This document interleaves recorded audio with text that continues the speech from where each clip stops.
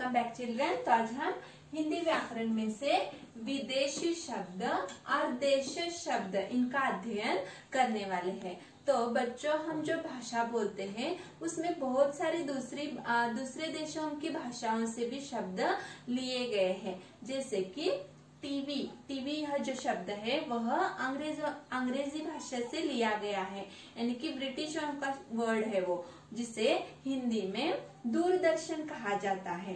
पर हम हमारे डेली के यूज में उसे टीवी ही कहते हैं। अगर मैं दूरदर्शन कहूंगी तो आपको कुछ भी पता नहीं चलेगा। वैसे ही जब आप सुबह उठकर कॉफी पीते हो, कॉफी जो शब्द है वो हमारे देश की भाषा से लिया गया नहीं है, तो वो क्या है, अंग्रेजों का शब्द है, इंग्लिश भाषा से लिया गया शब्द है, जिसे हम पेय कहते हैं हिंदी में।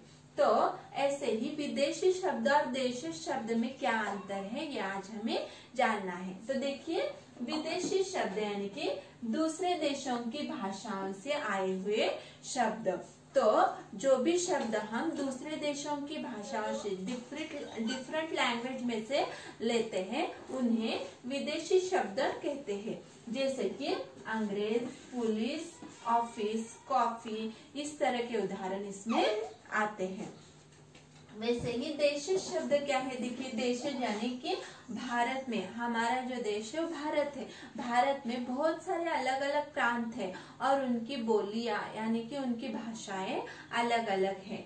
तो उनमें भारत के विभिन्न क्षेत्र के बोलियों में से लिए गए शब्दों को देश शब्द कहा जाता है, यानी कि हमारे देश के जो शब्द है अलग अलग बोलियों से लिए गए उन्हें देश शब्द कहा जाता है। जैसे कि खिचड़ी, खटिया, पोथी, पगड़ी, इस तरह के उदाहरण इसमें आते हैं। तो विदेशी शब्द यानी कि दूसरे देशों की भाषाओं से लिए गए शब्द, और देशी शब्द यानी कि भारत के विभिन्न क्षेत्रों की बोलियों में से लिए गए शब्द। धन्यवाद।